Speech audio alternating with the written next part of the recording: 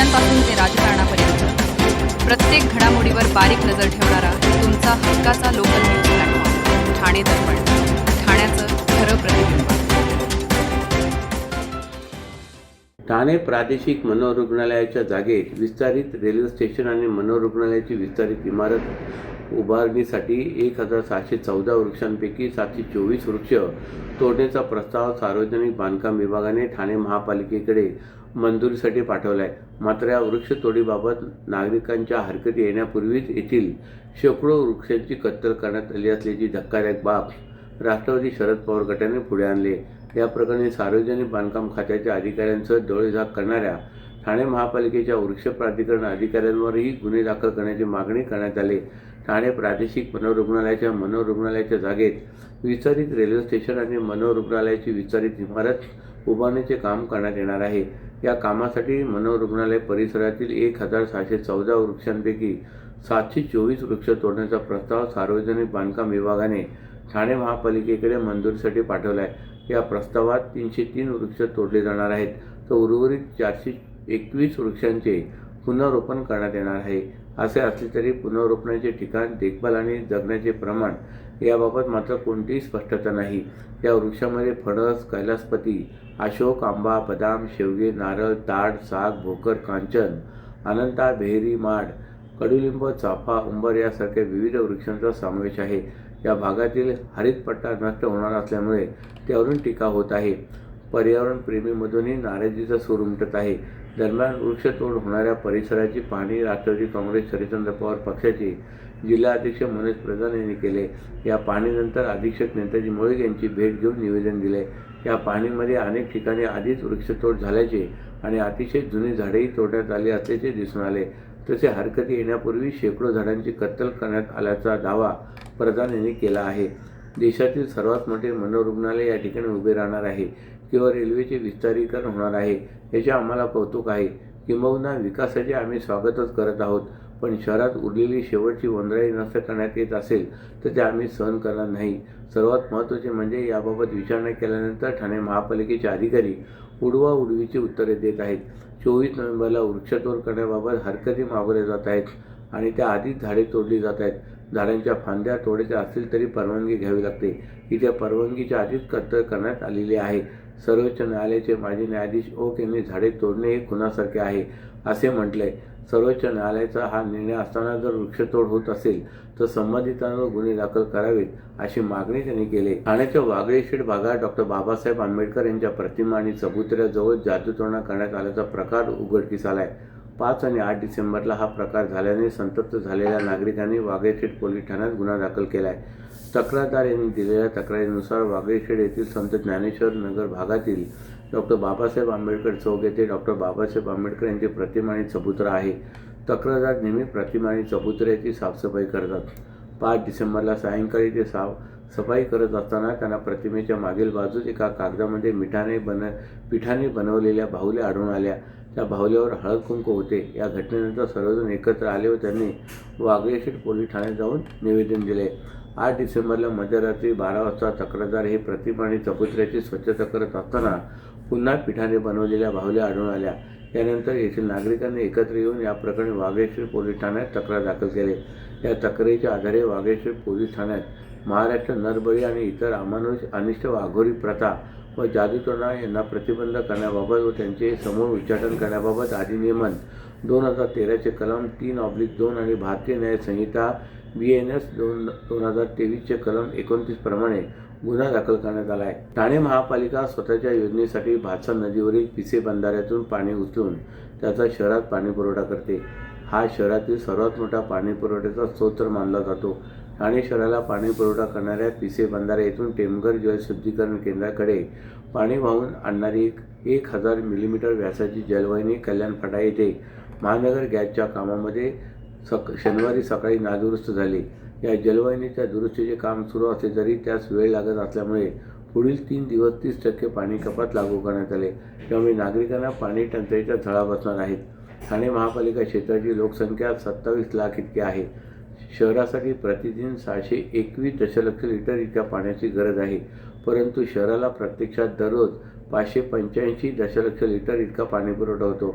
त्यामध्ये महापालिकेच्या स्वतःच्या पाणीपुरवठा योजनेतून 250 दशलक्ष लिटर, महाराष्ट्र औद्योगिक विकास महामंडळाकडून 135 दशलक्ष लिटर, स्टेम कंपनीकडून 115 दशलक्ष लिटर आणि बृहन्मुंबई महापालिकेकडून 85 दशलक्ष लिटर इतका पाणी पुरवठा करण्यात येतो. असे असले तरी वाढत्या लोकवस्तीमुळे शहरात पाणी टंचाईची समस्या निर्माण होते. यावर मात करण्यासाठी ठाणे महापालिका प्रशासनाकडून वाढीव पाणी मिळवण्यासाठी प्रयत्न सुरू आहेत.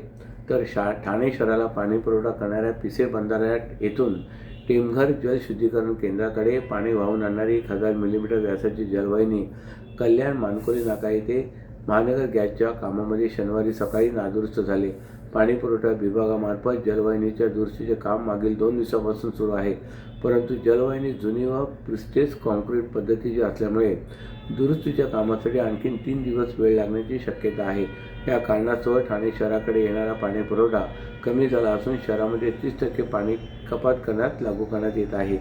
सर्व नागरिकांना आवाहन करण्यात येत आहे की सध्या डासांमार्फत पसरणाऱ्या डेंग्यू या आजाराचा प्रसार रोखण्यासाठी प्रत्येकाने पुढीलप्रमाणे कार्यवाही करावी. डेंग्यू आजार एडिस इजिप्ती हा डास चावल्याने होतो. या डासांची पैदास साचलेल्या किंवा साचवलेल्या स्वच्छ पाण्यामध्ये होते. 8 दिवसांपेक्षा जास्त दिवस पाणी उघडे व साचून राहिल्यास त्यात डास अंडी घालतात. अंड्यांच्या अळ्या तयार होऊन पुढे डास तयार होतात. यासाठी आपल्या घरातील पाणीसाठे उदाहरणार्थ बॅरल्स, पिंपे, टाक्या, हौद, रांजणे इत्यादी दर आठवड्याला रिकामे करून घासून पुसून कोरडे करून पुन्हा भरावे. 1 दिवस कोरडा दिवस म्हणून पाळावा. पाणी साठ्यांना घट्ट झाकणे बसवावीत किंवा जुनी साडी, चादर, धोतर यांनी बांधून झाकून ठेवावीत, म्हणजे डास त्यात जाऊन अंडी घालणार नाहीत. घराच्या गच्चीवर, आजूबाजूला, अंगणात कोठेही पाणी साचू देऊ नये. भंगार सामान उघड्यावर टाकू नये. उदाहरणार्थ टायर्स, प्लास्टिक सामान, कुंड्या, टाकाऊ वस्तू इत्यादी. अशा सामानात पावसाचे पाणी साठून त्यात डेंग्यूच्या डासांची पैदास होते. घरातील कूलर्स, फ्रीजच्या पाठीमागील ट्रे हे देखील वेळोवेळी कोरडे करावेत.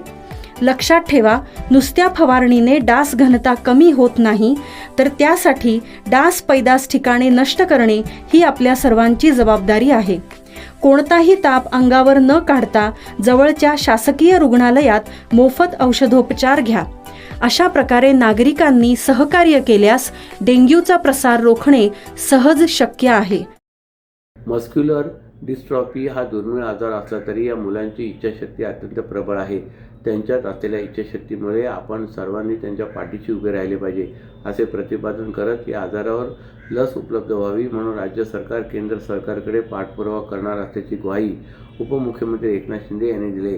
ठाण्यातील स्वर्गीय गंगूबाई शिंदे सभागृहात आयोजित मस्क्युलर डिस्ट्रॉफीग्रस्त आणि गरजू रुग्णांसाठी इलेक्ट्रिक व्हीलचेअर व वॅटमेड बायपॅप मशीन वितरण कार्यक्रमात ते बोलत होते. यावेळी शिवसेना वैद्यकीय मदत कक्षाचे प्रमुख मंगेश चिवटे, डॉक्टर मंगेश पेडामकर, हरिश्चंद्र सावंत हे उपस्थित होते.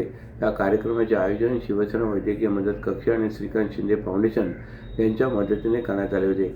या दोन्ही संस्थांच्या माध्यमातून मस्क्युलर डिस्ट्रॉफीग्रस्त मुलांना आणि गरजू रुग्णांना इलेक्ट्रिक व्हीलचेअर, बायपॅप मशीन तसेच इतर वैद्यकीय साहित्यांचे वितरण उपमुख्यमंत्री शिंदे यांच्या हस्ते करण्यात आले. या कार्यक्रमादरम्यान उपमुख्यमंत्र्यांनी तत्काळ 100 अतिरिक्त इलेक्ट्रिक व्हीलचेअर देण्याची घोषणा केली. तसेच गरजू रुग्णांसाठी ऑक्सिजन कॉन्सन्ट्रेट आणि पोर्टेबल व्हेंटिलेशन उपकरणे उपलब्ध करून देण्याची तयारी व्यक्त केली. मस्क्युलर डिस्ट्रॉफीग्रस्त मुलांसाठी फिजिओथेरपी अत्यावश्यक असल्याचे नमूद करत ते म्हणाले, या उपचारासाठी लागणारा खर्च कमी करण्यासाठी सीआरस निधी, सार्वजनिक आरोग्य विभाग आणि लोकसहभागातून व्यापक मदत उभी करू. शासनाच्या माध्यमातून सार्वजनिक वाहतूक व्यवस्थेत विशेष सुविधा उपलब्ध करून देण्याचाही उपक्रम हाती घेत असल्याचे शिंदे यांनी सांगितले. एसटी, मेट्रो, मोनो यासह सार्वजनिक वाहतुकीत या मुलांच्या प्रवासासाठी अनुकूल सुविधा निर्माण केल्या जातील, असेही त्यांनी स्पष्ट केले. ठाणे मीरा भाईंदर मुंबई अहमदाबाद मार्गावरील कोंडीचे कारण ठरलेल्या गायमुख घाट रस्त्याच्या महत्त्वाच्या टप्प्याची पुन्हा एकदा सार्वजनिक बांधकाम विभाग आणि ठाणे महापालिकेकडून दुरुस्ती केल्या जाणार आहे. 12 ते 14 डिसेंबर या कालावधीत ही कामे केली जाणार असून अवजड वाहनांची वाहतूक भिवंडी वाडा मुंबई नाशिक महामार्ग कशेळी कालेर या मार्गावर वळवावी लागणार आहे, तर हलकी वाहने एकेरी पद्धतीने घाटातूनच सोडावी लागणार आहे. त्यामुळे घोडबंदर घाट रस्त्यासह पर्यायी मार्गावरही वाहतुकीचा ताण येऊन ठाणे, भिवंडी, वसई वाहतूक कोंडी होण्याची भीती व्यक्त केली जाते. घोडबंदर येथील वाहतूक कोंडीमुळे नागरिक त्रस्त झालेत. येथील घाट रस्ता परिसरात अवजड वाहनांची वाहतूक, पावसाळ्यात रस्त्यावर पाणी साचल्यामुळे खड्डे पडणे, कायमस्वरूपी दुरुस्ती न होणे यामुळे मार्गावर दरवर्षी खड्डे पडतात. पावसाळ्यात येथील खड्ड्यांमुळे वाहतुकीवर परिणाम होऊन ठाणे, भिवंडी, मीरा भाईंदर, वसई, विरार या शहरातील नागरिकांना फटका बसला होता. घोडबंदरच्या कोंडीमुळे मुंबई अहमदाबाद मार्ग जवळपास ठप्प होत होता.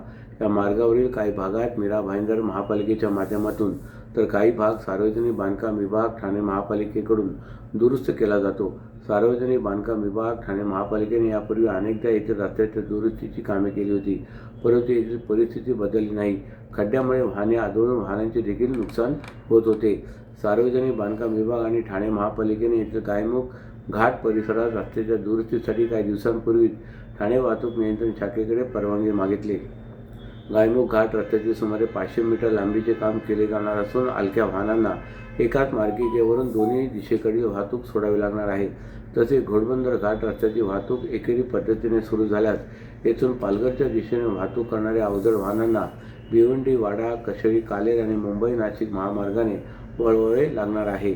अशाच नव्या आणि ताज्या बातम्यांसाठी ठाणे दर्पणच्या पेजला लाईक करा आणि फॉलो करायला विसरू नका.